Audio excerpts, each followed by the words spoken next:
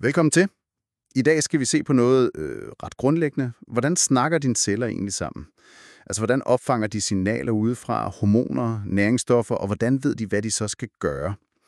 Vi kigger ned i kildematerialet om de her signalveje, og især, hvordan hormoner styrer dit stofskifte. Målet er ligesom at få styr på kerneprincipperne.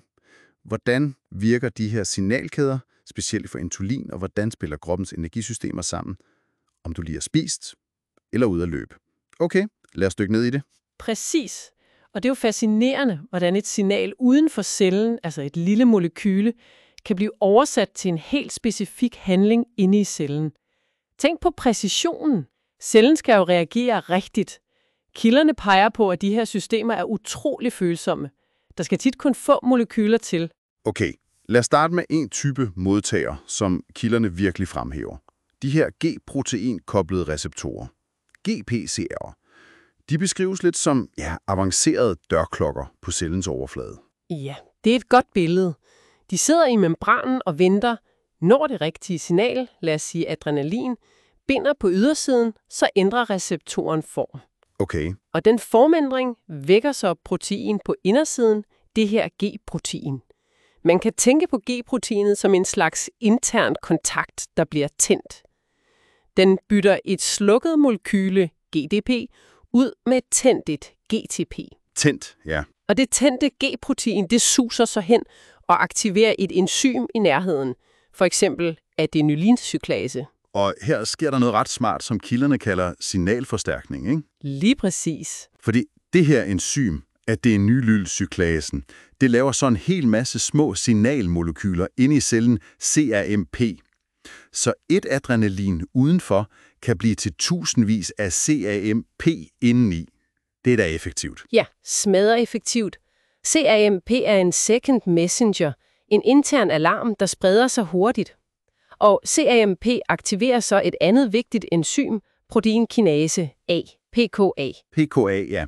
Kinaser, det er dem, der sætter fosfatmærker på andre proteiner. Netop. De tænder eller slukker for andre proteiner ved at fosforylere dem. Og det er den handling, der så udløser cellens svar på adrenalinen. Systemet har heldigvis også indbygget bremser.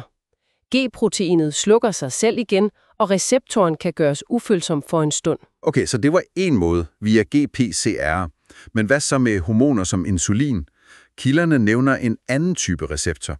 Receptor-tyrosinkinaser, RTK'er. Hvad er forskellen? Den er membranen. Og denne her kinase sætter fosfatmærker på aminosyren tyrosin. Okay, så den behøver ikke et G-protein for at aktivere en kinase. Præcis. Når insulin binder på ydersiden, så tænder receptoren for sin egen indbyggede kinaseaktivitet. Og det første, den gør, er at fosforylere sig selv. På flere tyrosinsteder. Aha, så de her fosfatmærkede steder fungerer som landingspladser for andre proteiner. Lige præcis. De bliver til bindingssteder. Et vigtigt adapterprotein, IAS1, binder sig til de her steder og bliver så selv fosforyleret af receptoren. Okay, så signalet går fra receptoren til IAS1. Ja, og det fosforylerede IAS1 er nu et samlingspunkt, der kan aktivere flere forskellige signalveje inde i cellen. En af de allermægtigste for insulin, som kilderne går i dybden med, involverer et enzym kaldet PI3K. PI3K laver et specielt signal fedtstof i membranen, PIP3, og det her PIP3 tiltrækker så andre vigtige kinaser. Især ACT, som også kaldes PKB. Og ACT, det er så den, der ligesom får tingene til at ske. Får cellerne til at optage sukker, for eksempel. Ja, ACT er helt central for mange af insulins effekter. Den sørger blandt andet for, at de her transportkanaler for glukose, GLUT4, flyttes ud til cellemembranen. I muskler og fedtceller, så de kan suge sukker op fra blodet.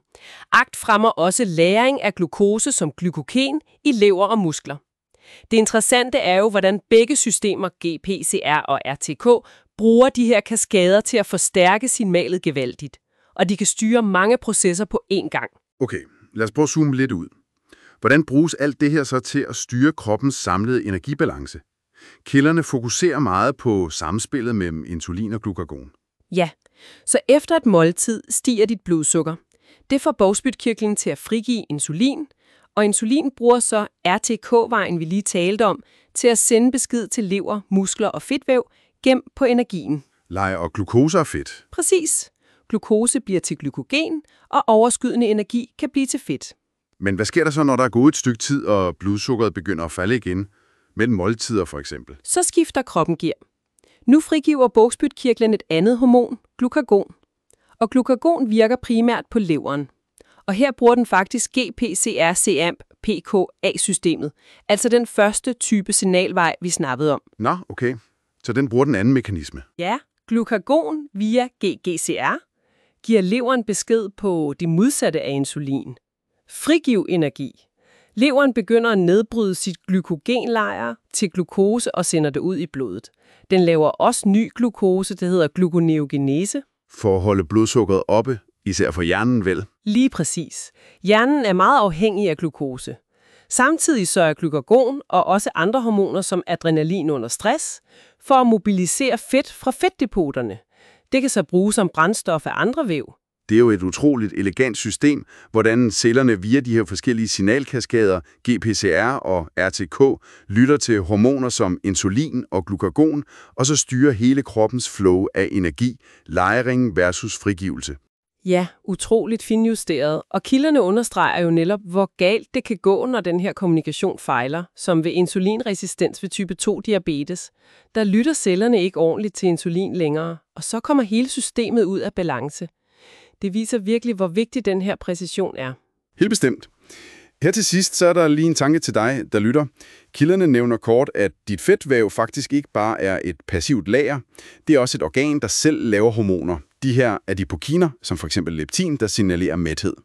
Hvordan tror du, at den her signalering nedfra, altså fra fedtvævet selv, spiller sammen med den hormonstyring oppefra, vi har talt om i dag med insulin og glukagon, for at regulere din kropsvægt og energibalance på en lange bane?